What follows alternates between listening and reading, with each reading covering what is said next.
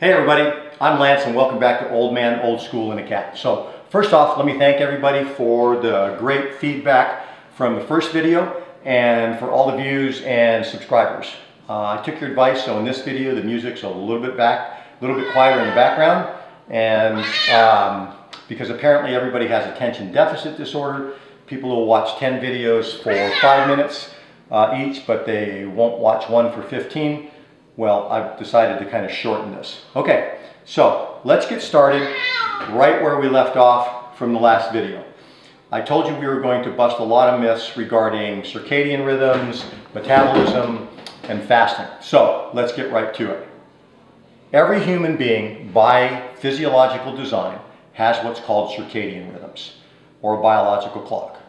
By design, your body follows a pattern based on the time of day, and I'm going to give you a Reader's Digest condensed version explanation of that so that you can have a better understanding of how that biological clock affects your body's metabolism and functions as related to diet and health. So let's use this chart that I made up to help understand circadian rhythms. Basically, the circle represents a 24-hour clock. We've got midnight at the top, noon at the bottom. You have 6 a.m. on the right and 6 p.m. to the left. Let's start with the orange zone. Basically, the orange zone, which runs between about 9 p.m. and 6 a.m., is typically the time when you're winding down, you're getting ready to go to bed, melatonin is secreted to turn off the wake cycle, bile's released for fat digestion, not burning, but digestion, muscle oxidation takes place, glucagon secretion happens, and all your nutrient metabolization happens in this time period. Bear in mind, this is the most taxing thing that your body ever has to do. That's why you sleep while it occurs. Your body can't synthesize and metabolize all that stuff during the day while you're awake. Okay? And here's another thing to remember. When all that's going on, there is no fat burn occurring. There's too many other processes in the body taking place. Your body burns no fat. So basically from 6 p.m. to 6 a.m., you're essentially not having any fat burn. The next section of the biological clock that we're going to call here is the blue zone. The blue zone runs from about 5 a.m. to 10 a.m. This is when the elimination of toxins and the release of all the toxins from the synthesis that's been going on throughout the course of the evening takes place. This is when the body eliminates waste. Most people typically have a bowel movement sometime between 5 a.m. and 9 a.m. Okay?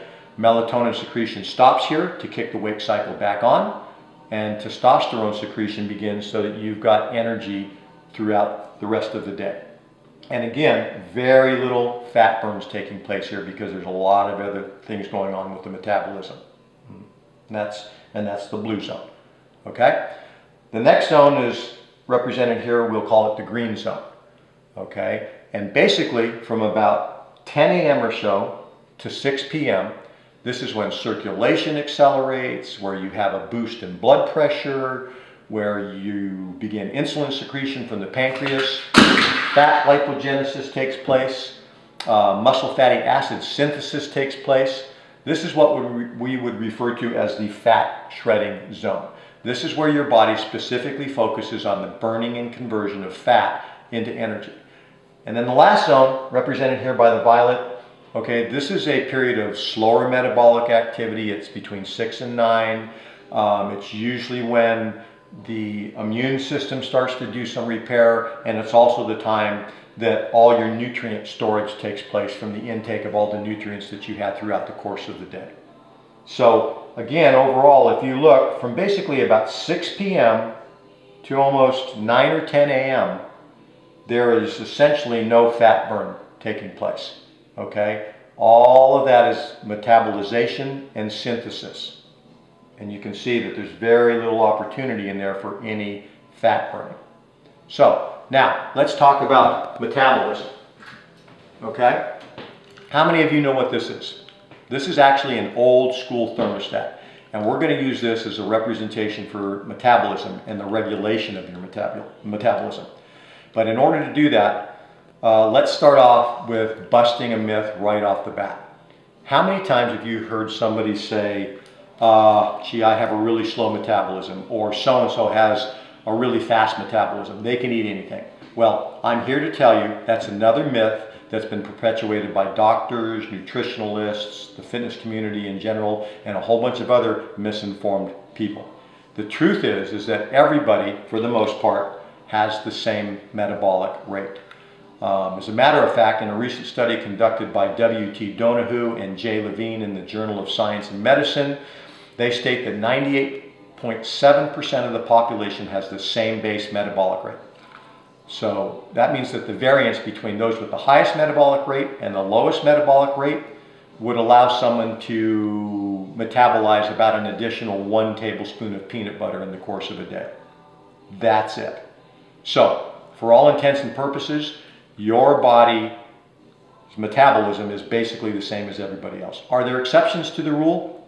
Absolutely. I've got a close friend of mine whose brother has been involved in a case study at the University of Minnesota for the last 25 years because no matter what he does, no matter what he eats, whether he exercises or not, his body never goes above 7% body fat. Okay? He's what you would consider a genetic freak. He has a genetic mutation. But again, he's the exception to the rule. And for 99.8% of the population out there, which is pretty much everybody watching this video, your metabolism base rate is the same as everybody else's. The difference is in how you regulate it. So what do I mean by that? Well, just like this wire sends electricity to your thermostat at your home and it's always carrying 120 volts, it doesn't go away if your thermostat's turned off, right? There's just no demand for heat. Likewise, your metabolism is always available to your body's thermostat, okay? What controls your body's thermostat typically is what and when you eat, and most specifically, when you eat, okay? Now, for the purpose of this demonstration, we're only going to talk about heat because your body doesn't produce air conditioning. So, let's talk about that. If it's 60 degrees in your home and you want to warm it up, you come in and you turn your thermostat up. And slowly your heater turns on and begins to heat up your home. Same thing happens with your metabolism, okay? Remember, when you're eating food and digesting food, your thermostat is turned off. There is no demand for heat, therefore you are not burning any fat. But slowly, after you've eaten, your thermostat starts to bump up and the demand for heat is produced and it goes up as well. And then you begin to burn fat. And the longer the period of time between eating or breaking the fast, the higher your thermostat goes up and your metabolism burns more until eventually your maxed out burn rate is occurring and you're shredding through fat. It's that simple. All right, let's talk about fasting for a second, okay?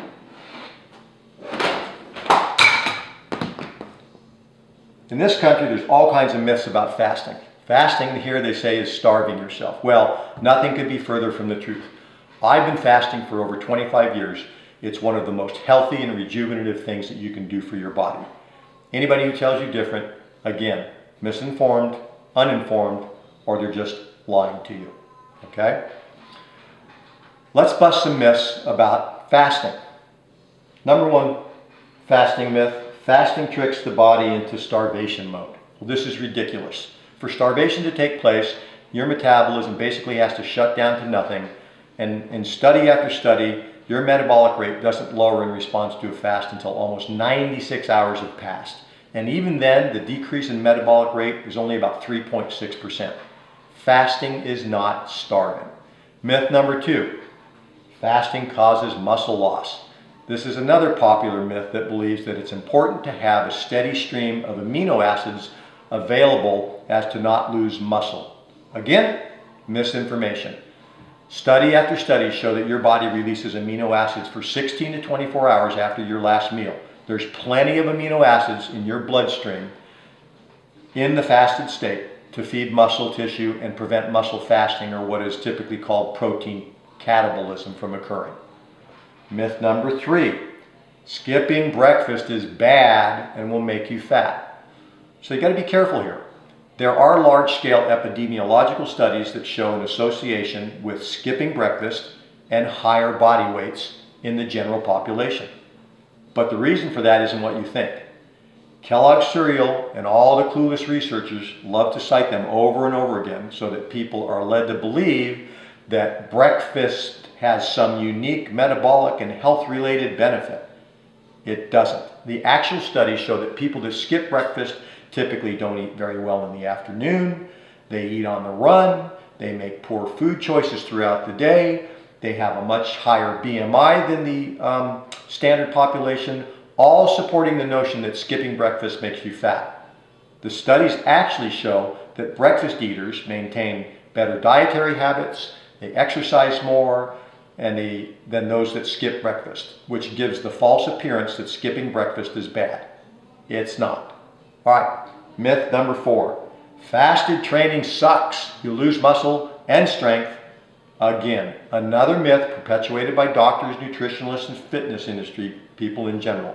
If you're an elite athlete and you're training in a fasted state, the only thing that you might affect is your VO2 max. And that's explained because of the fact that carbs allow you to train at higher intensity levels. But other than fasted elite endurance training or something on that level, training or weightlifting in a fasted state doesn't affect your performance in the least. The truth about fasting is that it removes all toxic proteins in cells, it stimulates growth hormone, it aids in cell rejuvenation, it improves leptin sensitivity for added fat loss, it lowers blood sugar, it lowers blood pressure. And remember, because no digestion takes place, you saw the circadian rhythm, which is the most taxing thing that has to happen, your body has all this additional reserve energy for cell repair. The Nobel Prize winner Yoshinori Oshumi in 2017 on his paper on autophagy proves that the benefits of fasting are just unbelievable. All the things that I'm sharing with you are the truth. Don't let anybody tell you that fasting is starving. It's misinformation, period. All right, let's spend a minute on intermittent fasting. Uh-oh, I can see my little thing here got messed up, but that's okay. So there's all kinds of different periods of intermittent fasting. You have 24, 16-8, 19-5, random. Those are just different time periods for the fasted state versus the fed state. We're going to use mine as an example, okay? I fast 20 hours a day and I'm in the fed state 4 hours a day. My fed state goes from basically 3 p.m. to 7 p.m. And then I'm fasted from 7 p.m. all the way through midnight, 6 a.m., all the way through the course of the day, up until about 3 p.m. Okay? What does that look like compared to our metabolism? Well, let me show you.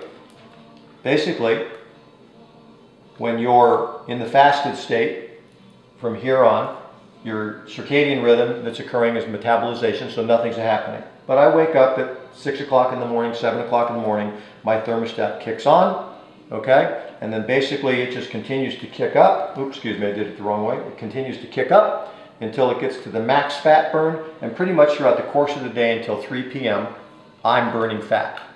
So let me provide one last example for you guys to show you the difference between a conventional diet and intermittent fasting diet. Let's pretend that this is the fat in your body, okay? So it doesn't matter whether you got 5% fat or 25% fat. Let's just use this as a representation for the fat in your body. So we go through the night cycle, we wake up 6, 7 o'clock in the morning on a regular diet, and what happens? Slowly, your thermostat gets turned on and the demand for heat is there, and you start burning fat, okay? And 9 a.m., 10 a.m., you're continuing to burn some fat. The thermostat is slowly increasing. You're burning a little bit more fat. And then all of a sudden what happens? You decide that you're going to eat breakfast. Boom. The thermostat gets shut off. No body fat burning occurs. In fact, you take some of that fat and you put it back in your body because of you're consuming fat as part of the nutrients in your breakfast. Okay? That's all right. After you've eaten, slowly your thermostat starts to turn back on again. And once again, you start to burn fat. 10 a.m., 11 a.m., you burn some more fat. Noon, you burn some more fat. 1 o'clock, you burn some more fat. And then all of a sudden, what happens? You decide to eat lunch. So you turn your thermostat off again. And in fact, now you're not burning fat, and you're putting some fat back on your body from the calories that you consumed during your lunch. But that's okay. After lunch, slowly, your thermostat kicks back on again, and you begin to slowly burn some fat again. 1 o'clock in the afternoon, 2, 3 o'clock in the afternoon, 4 o'clock in the afternoon, 5 o'clock in the afternoon, and then all of a sudden what happens? You decide it's time to eat dinner. You turn your thermostat off, no more fat burning, and once again, some of that fat that you burn gets put back in your body, okay? So that's what happens in a conventional diet. There's the fat that you burnt. Now let's use the same example during intermittent fasting. Same thing occurs in the evening, metabolically, nothing's happening as far as fat burning, but you wake up 6, 7 o'clock in the morning, your thermostat turns on, and you stop burning fat, okay? So 6 o'clock in the morning, 7 o'clock in the morning, your thermostat bumps up a little bit, 8 o'clock in the morning, 9 o'clock in the morning, the thermostat's coming up even more, 10 o'clock in the morning, starting to really burn through some fat, 11 o'clock in the morning, your thermostat's kicked up even more, 11:30, you're starting to really go through some fat. Now your thermostat's really bumping up because there's been no eating. You're not stopping the process. So you're burning through fat. And now you're literally maxed out. 12 o'clock in the afternoon, you're basically just shredding through fat. 12:30, 1 o'clock, 1:30, 2 o'clock, 2:30, 3 o'clock. And then finally, at 3 o'clock, you decide you're going to break your fast, because that's your feeding period. The thermostat turns off. You put some of that fat back on your body, okay, in the form of calories going back from your lunch. But at the end of the day, you make the decision. Would you rather burn that much fat or that much fat? Nothing changed. You didn't do more exercise. The only thing that was different is when you decided that you were going to eat. Okay, so that basically sums up intermittent fasting. Thanks for listening. Next week is going to be a great video. I'm going to do a video on training and exercise, show you how to do a great routine without a lot of equipment. We're also going to bust some myths in regards to training and give you some great tips. Again, I appreciate you being here, and we'll see you next week. Aloha.